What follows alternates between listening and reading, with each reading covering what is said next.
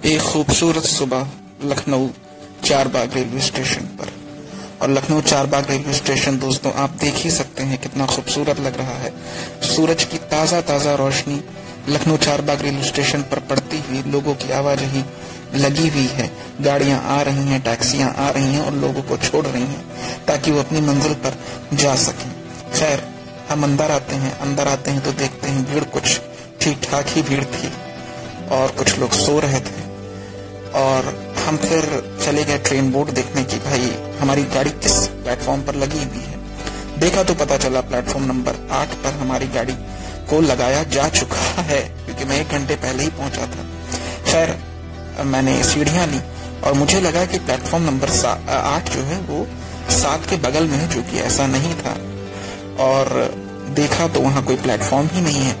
दरअसल प्लेटफॉर्म जो है दोस्तों वो प्लेटफॉर्म 1 के बगल में 8 और 9 बना हुआ है लखनऊ बड़ी लाइन में। खैर नीचे आते हैं, देखते हैं प्लेटफॉर्म नंबर 2 पर Bhopal Pratapgarh express superfast express आई हुई है, जो कि एक ऑफ लिंक रॉयपुरम वेब 7 के साथ, जो कि ज्यादातर इसका रोज का लिंक जो होता है वो WAP7 इटारसी का होता है, WAP4 इटारसी का होता है। खैर वो आ चुकी थी अपने प्लेटफॉर्म नंबर 2 पर और प्रतापगढ़ के लिए जा रही थी और हम चल चुके थे अपनी मंजिल की तरफ। भाई हमारी मंजिल थी प्लेटफॉर्म नंबर 8 और हम अपनी मंजिल की तरफ चल चुके थे। थकान लगी गई थी मुझे, सच बताऊं तो बैग मेरा बहुत भारी था।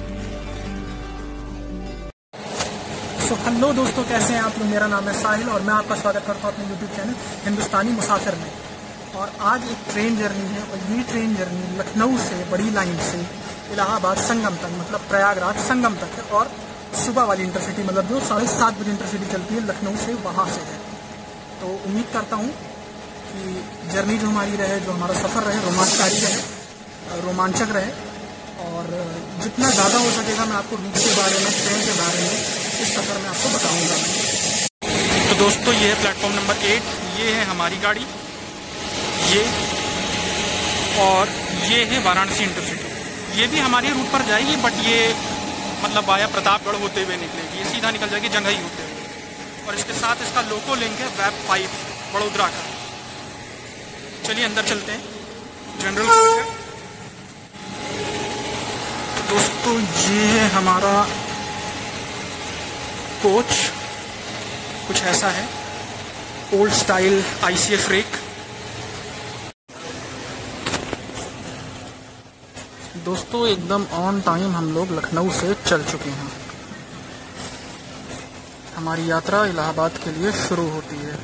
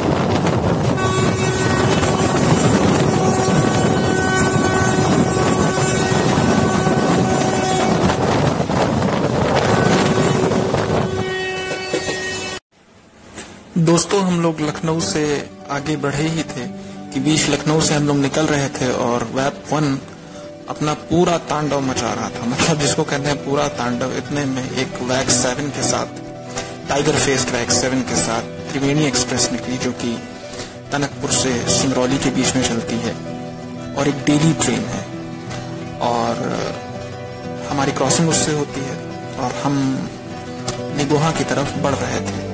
इतने में हमें मतलब अब क्या बताऊं मैं आपको, लखनऊ शहर के बीच से ऐसा लग रहा था हम लोग लखनऊ शहर में नहीं बल्कि लखनऊ शहर के बाहर हैं, क्योंकि आप खुद देखिए आसपास ऐसा लगता है कहीं दूर दूर तक शहर नहीं है, लेकिन इतनी ज्यादा हरियाली थी इस रूट पर, जो कि इसको उतरेटिया रूट भी कहते हैं, क्योंकि उतरेटिया ये रूट था, क्योंकि उतरेटिया से 2 लाइनें अलग चली जाती हैं, एक सुल्तानपुर की तरफ होते हुए वाराणसी निकलती है और एक रायबरेली और प्रतापगढ़ होते हुए वाराणसी निकलती है। तो हम लोग रायबरेली रूट की तरफ निकल रहे थे, लेकिन हम वाराणसी नहीं, इलाहाबाद वाया ऊंचाहार होते हुए निकल रहे थे।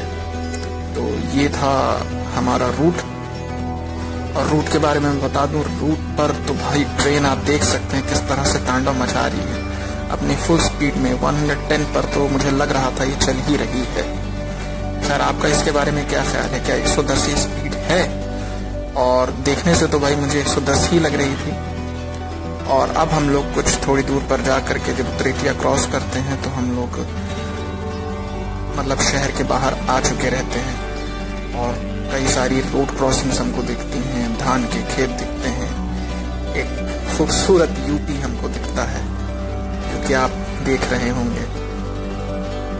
खैर, मैं अब बोलना बंद करता हूँ, आप सफर के मजे लीजिए।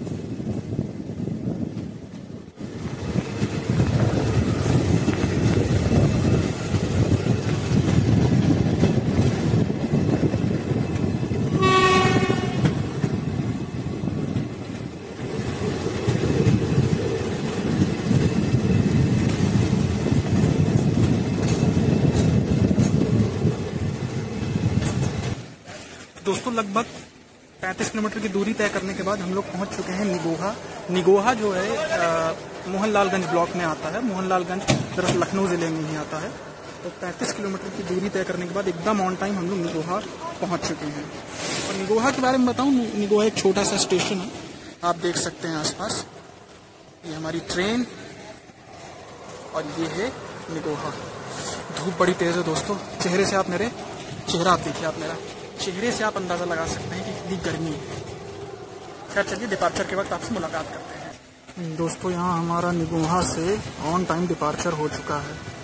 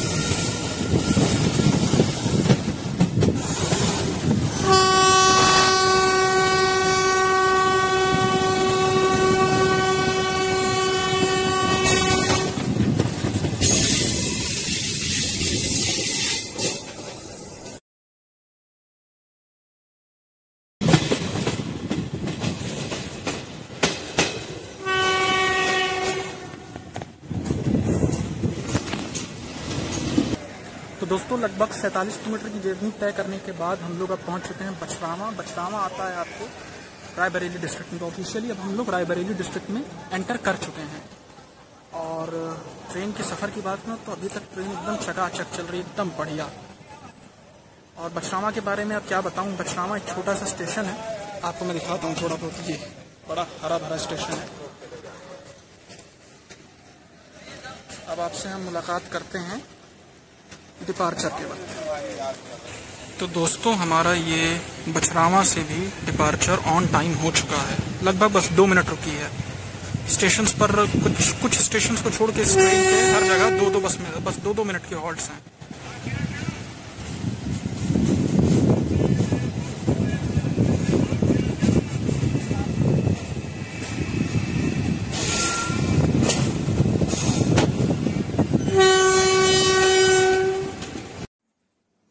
दोस्तों बछरावा क्रॉस करने के बाद फिर से हमारी ट्रेन ने वही अपना पुराना रूप ले लिया था। पुराना रूप का मतलब ये कि वो अपनी रफ्तार पर फिर से वापस आ चुकी थी और मैप 1 हमें बार बार ये बता रहा था कि मैं अभी बुढ़ा नहीं हुआ हूँ, मेरे अंदर अभी भी दमखम है। और बिल्कुल ऐसा ही है कि मैप 1 के अंदर बेशक दमखम था। लगातार 110 की रफ्तार से हमारी ट्रेन इलाहाबाद प्रयागराज की तरफ बढ़ रही थी। आप नज़ारे देखिए, धान की फसल देखिए दोस्तों, कितनी अच्छी लग रही है देखने में। और बीच से हमारी समझिए रोड, आप इसको ट्रैक कहिए, हमारी ट्रैक गई है तो उस पर से तो खूबसूरती और भी बढ़ जाती है। कुछ लोगों से मैंने सुना है कि जब ये रूट दोस्तों इलेक्ट्रीफाइड नॉन इलेक्ट्रीफाइड था तब ये रूट और भी ज़्यादा अच्छा लगता था। खैर जो लोग नॉन इलेक्ट्रीफाइड रूट पर इस पर सफ़र कर चुके हैं वो कमेंट में ज़रूर बताएं कि तब ये रूट कैसा था। खैर आप देखिए, ये सफ़र देखिए और सफ़र का मज़ा लीजिए। अब हम मिलते हैं आपसे अगले स्टेशन हरचंदपुर पर।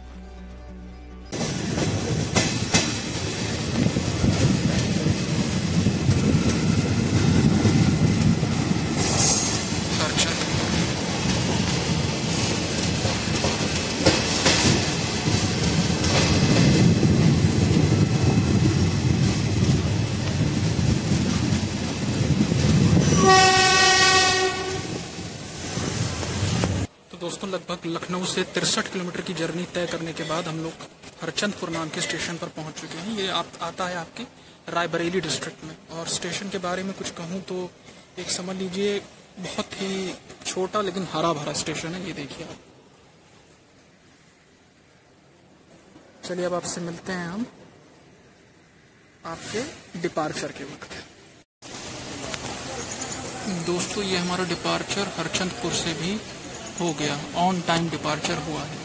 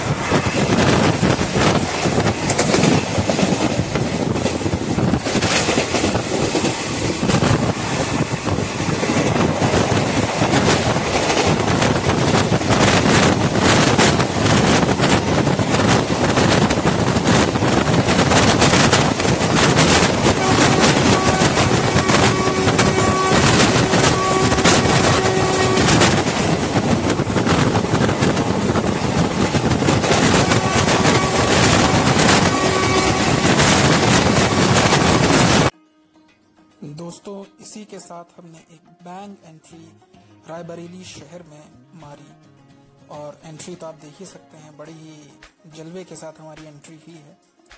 और रायबरेली शहर आप देख सकते हैं दोस्तों, किनारे किनारे एक छोटा सा शहर है तकरीबन 1.5 लाख की आबादी का। और यहाँ पर कुछ रायबरेली कोच फैक्ट्री से निकले हुए ताज़े 3rd AC इकोनॉमी के कोचेस आप देख सकते हैं, एकदम चमचमा रहे हैं धूप की रोशनी में। और इसी के साथ चलिए मैं आपको दिखाता हूँ रायबरेली का अराइवल। बने रहिए हमारी इस यात्रा के साथ।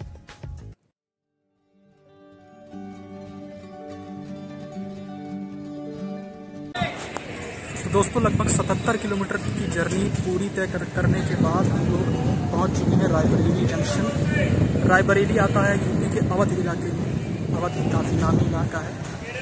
और ये देखिए कुछ स्टेशन का नज़ारा ये है। ट्रेन हमारी ऑन टाइम चल रही है। रायबरेली कोच फैक्ट्री से निकले कुछ ये 3 AC इकोनॉमी के कुछ कोचेज़ हैं। स्टेशन पर बस चिप्स और ऐसी चीज़ें हैं, मतलब फास्ट फूड टाइप चीज़ें हैं, ज़्यादा कुछ नहीं स्टेशन पर खाने पीने की चीज़ें। चलिए आपसे डिपार्चर के वक्त मिलते हैं। तो दोस्तों यहाँ हमारा ऑन टाइम डिपार्चर रायबरेली से भी हो गया।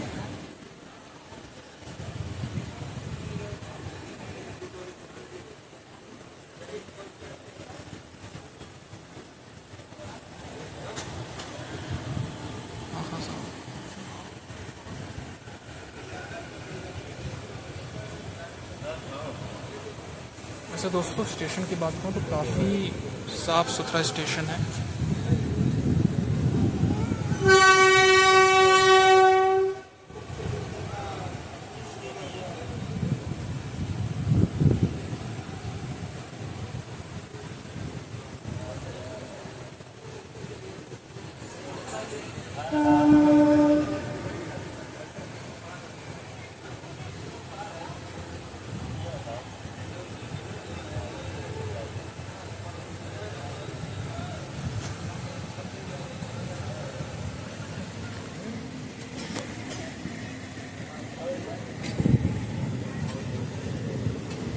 चलिए दोस्तों अब आपसे मुलाकात होती है अगले स्टेशन पर। दोस्तों रायबरेली से निकलने के बाद हम लोग ऊंचाहार की तरफ निकल गए, क्योंकि रायबरेली से 2 रूट निकलते हैं। एक प्रतापगढ़ की तरफ निकल जाता है जो कि वाया जंघई अमेठी होते हुए वाराणसी को निकल जाता है, और एक प्रतापगढ़ से इलाहाबाद भी निकल जाता है। लेकिन हम लोगों ने ऊंचाहार वाला रूट लिया और ये रूट शॉर्ट है, लेकिन ये सिंगल लाइन रूट है और हम लोग ऊंचाहार की तरफ अपनी पूरी रफ्तार में बढ़ रहे थे। खैर रूट बड़ा अच्छा है, पूरा नॉर्दर्न प्लेन्स का एरिया आप देख सकते हैं। ये इसी को हम लोगों की बुक्स में पढ़ाया जाता था, द नॉर्दर्न प्लेन्स। तो यही है नॉर्दर्न प्लेन्स।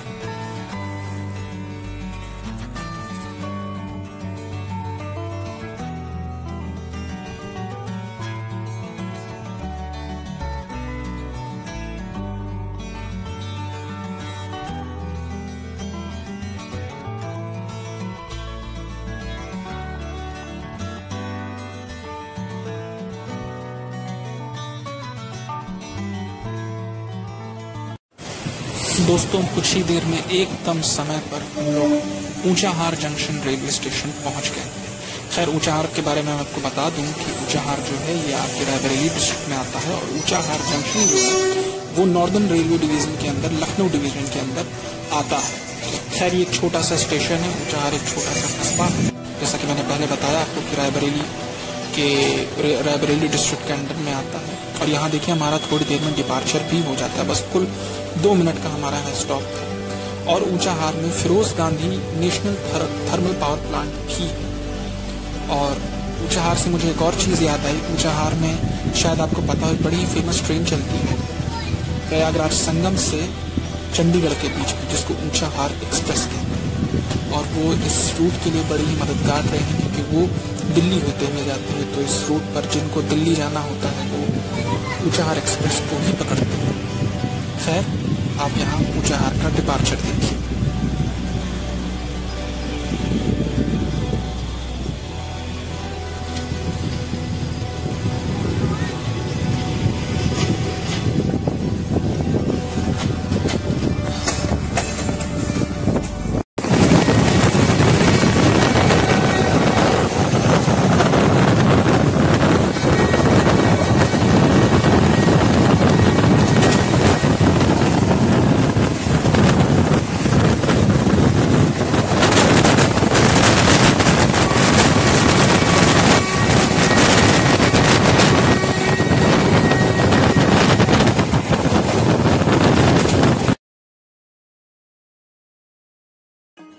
दोस्तों, कुछ देर चलने के बाद हमारा एक अनशेड्यूल्ड हॉल्ट गढ़ी मानिकपुर में होता है।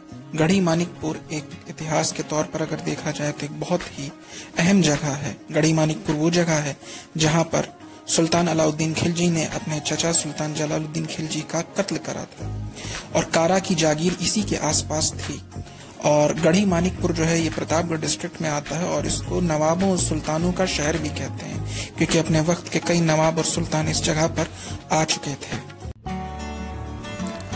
दोस्तों, एकदम समय पर हमारा अराइवल कुंडा हरनामगंज स्टेशन पर होता है। कुंडा हरनामगंज, आप कुंडा से तो थोड़ा अंदाजा लगा ही सकते हैं कि कौन सा कुंडा है। जी हाँ, ये कुंडा वही कुंडा है, राजा रघुराज प्रताप सिंह वाला, राजा भैया वाला कुंडा। तो एकदम समय पर हम लोग कुंडा पहुंच जाते हैं और कुंडा स्टेशन पर कुछ खास है नहीं, कोई खास सुविधाएं भी नहीं है, कुछ खाने पीने के लिए भी नहीं है, तो कुछ दिखाया भी नहीं जा सकता है। और लेकिन हाँ, एक चीज बहुत ज्यादा है, वो है ये लिप्टिस के पेड़। इन लिप्टिस के पेड़ों की भरमार है स्टेशन पर। खैर, बड़ा ही सुकून भरा वातावरण रहता है, काफी खामोश वातावरण रहता है। और थोड़ी ही देर रुकने के बाद हमारी गाड़ी वहां से चल देती है, लगभग 1 मिनट का कम से कम रुकी होगी, और ऑन टाइम वहां से हमारा डिपार्चर हो जाता है। खैर, मैं खामोश होता हूं और आप डिपार्चर को देखिए।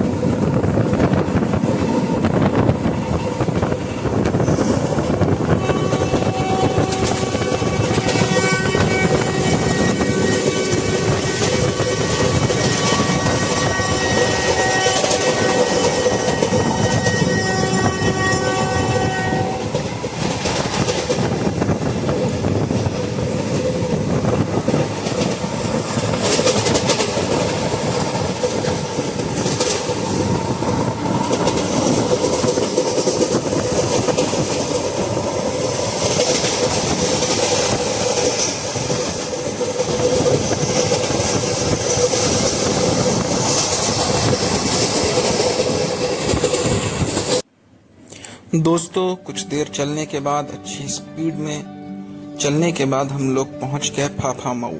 फाफामऊ के बारे में आपको बता दूं, ये इलाहाबाद का ही एक समझ लीजिए आसपास का इलाका है। मेन इलाहाबाद सिटी के अंदर नहीं आता, लेकिन हाँ, इलाहाबाद का जो आउटर स्टेशन अगर कहा जाए तो वहाँ का एक बहुत ही अहम स्टेशन ये माना जाता है फाफामऊ, और साथ ही जंक्शन भी है।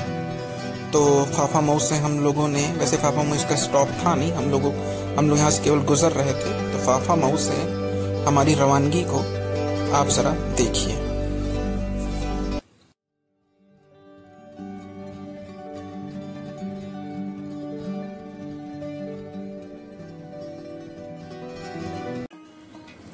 दोस्तों, फाफामऊ क्रॉस करने के बाद धीरे धीरे हम लोग प्रयाग जंक्शन की तरफ बढ़ रहे थे और अब धीरे धीरे हम लोग प्रयागराज शहर यानी इलाहाबाद शहर के अंदर भी जा रहे थे। और बाजू में तो आप देख ही सकते हैं कि हमारे बगल से कोई रोड निकल रही है। अभी कौन सी रोड है आप मुझे कमेंट सेक्शन में बताएं। वैसे इस रूट से मैं गुजर चुका हूँ, लेकिन अभी तक मुझे ये रोड के बारे में नहीं पता चला कि ये रोड कहाँ से गई है। और पिछली बार जब मैं आया था तो उसकी वीडियो तो खैर मैंने नहीं डाली थी, लेकिन मैं आया था इलाहाबाद, वो भी लखनऊ से ही। और धीरे धीरे हम लोग गंगा नदी की तरफ बढ़ रहे थे। तो ये थोड़ा इलाका देख करके भी लग रहा है कि नदी के करीब का इलाका है। ऐसा जो इलाका होता है वो इस तरीके का जो वातावरण रहता है वो नदी के किनारे किनारे ही रहता है। खैर कर्व्स लेते हुए हम लोग गंगा नदी के ऊपर जा रहे थे। हमारी ट्रेन गंगा नदी के ऊपर पहुंच रही थी और गंगा नदी का ये नज़ारा आप देखिए और अपने विचार मुझे कमेंट में बताएं कि गंगा नदी देख करके आपको कैसा लगा।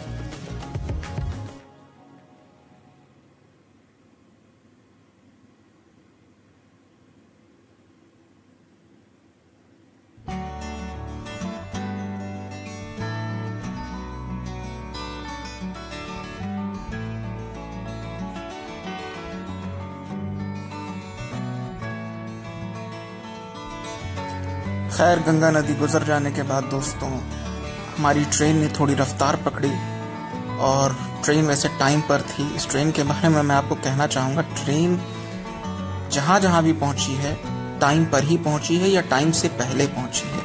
और ट्रेन की अगर मैं साफ़ सफाई की बात करूँ तो ओवरऑल ट्रेन में साफ़ सफाई ठीक ठाक रही। और वो तो बाकी यात्रियों के ऊपर है कि वो कैसा ट्रेन को रखें, कैसे सफ़र करना पसंद करें, कि मतलब सफाई के साथ या गंदगी के साथ। ये तो भाई यात्रियों के ऊपर है। हर एक चीज़ हम सरकार के ऊपर नहीं दे सकते, हर एक चीज़ हम रेलवे डिपार्टमेंट के ऊपर नहीं रख सकते। खैर धीरे धीरे कहें या तेज तेज कहें हम लोग प्रयागराज जंक्शन की तरफ आ रहे, सॉरी प्रयागराज जंक्शन नहीं, प्रयाग जंक्शन की तरफ हम लोग बढ़ रहे थे।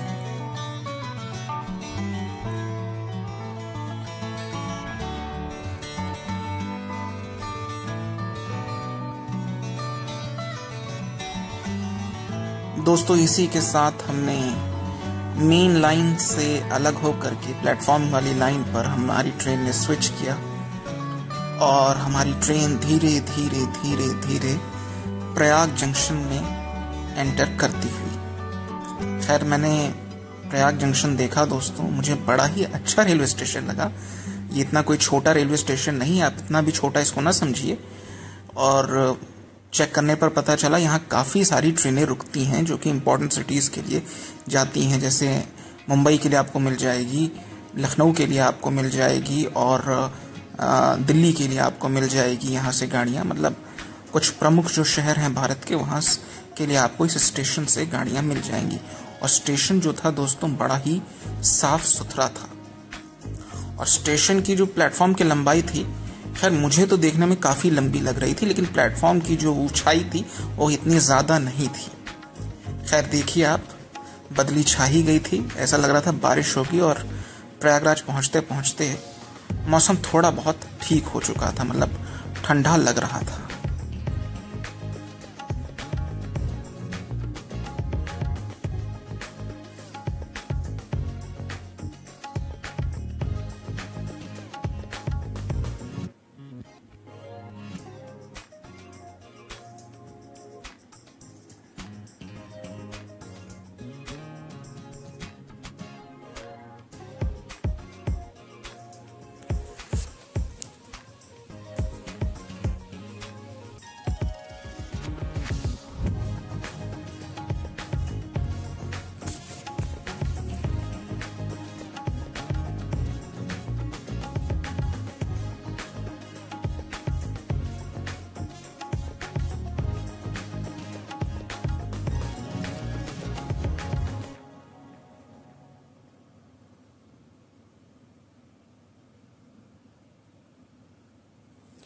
दोस्तों हमारा on time departure Prayag junction से भी हो जाता है। ट्रेन एकदम समय के साथ प्रयाग जंक्शन से डिपार्चर करती है।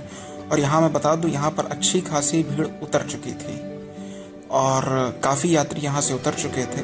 और हमारी जो यात्रा है वो अब सीधा जा करके प्रयाग राज संगम रेलवे स्टेशन पर ख़त्म होगी।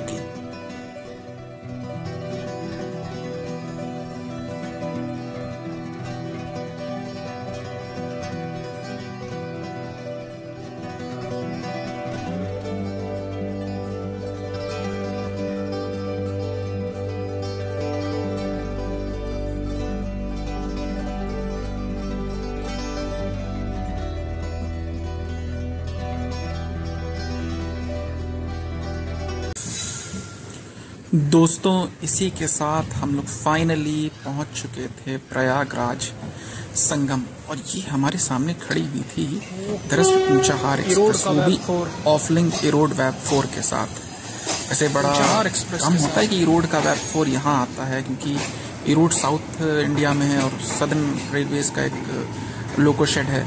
और यहाँ ज़्यादातर गाजियाबाद का चलिए मान लिया जाए, मुगल सराय का मान लिया जाए तो वो है, लेकिन बहुत ताजुब वाली बात है कि यहाँ रोड का वेब 4 दिखा, ऐसी उम्मीद नहीं थी। खैर ऊंचाहार एक्सप्रेस लगी हुई थी और साफ़ सफाई हो रही थी और चंडीगढ़ की तरफ जाने के लिए तैयार थी। और हम लोग प्रयागराज संगम ऑन टाइम पहुँच चुके थे एक घनी बदली के साथ। खैर मौसम आप देख ही सकते हैं, बदली वाला है, इसी वजह से मैंने कहा घनी बदली के साथ। और हम लोग प्लेटफॉर्म नंबर 5 पर पहुँचे थे और ये है प्रयागराज संगम रेलवे स्टेशन। आप देख सकते हैं काफ़ी खुला खुला रेलवे स्टेशन है। तो दोस्तों तकरीबन 197 किलोमीटर की जर्नी कंप्लीट करने के बाद हम लोग पहुंच गए हैं इलाहाबाद संगम या प्रयागराज संगम। और जहां तक जर्नी की बात करूं, जर्नी ठीक रही, अपने ऑन टाइम पर इसने यहां हम लोगों को प्रयागराज संगम पहुंचाया। और जहां तक ट्रेन की साफ़ सफाई की बात करूँ, ट्रेन की साफ़ सफाई ठीक ही थी ओवरऑल। और दूसरी चीज़, अगर किराए की मैं बात करूँ तो मुझे जो पड़ा जनरल का वो 80 रुपये पड़ा लखनऊ से प्रयागराज संगम तक। और अगर आप AC चेयर कार का करवाते हैं तो तकरीबन उसका 345 रुपये आपको उसका किराया पड़ेगा लखनऊ से प्रयागराज संगम तक। और कोचेस की जहाँ तक बात करूँ इस ट्रेन में तकरीबन 11 जनरल के कोचेस हैं और एक AC चेयर कार है। सेकेंड सीटिंग रिजर्वेशन इसमें नहीं है और 2 SLR हैं। और ओवरऑल एक्सपीरियंस की अगर दोस्तों मैं बात करूं तो ओवरऑल एक्सपीरियंस मेरा ठीक ठाक था। ट्रेन अच्छी थी, टाइम से पहुंचाया, भीड़ भी ज़्यादा नहीं होती है। अगर आप लखनऊ से भी या अगर बीच में भी किसी स्टेशन से आप बैठते हैं तो भी आपको जगह मिल जाएगी। तो मिलते हैं दोस्तों फिर इस ऐसी किसी जर्नी में। तब तक के लिए आप लोग अपना ख्याल रखें और मेरे लिए भी दुआ करें। अगर आपको वीडियो अच्छी लगी हो तो चैनल को सब्सक्राइब करें, अपने दोस्तों के साथ शेयर करें और लाइक करें।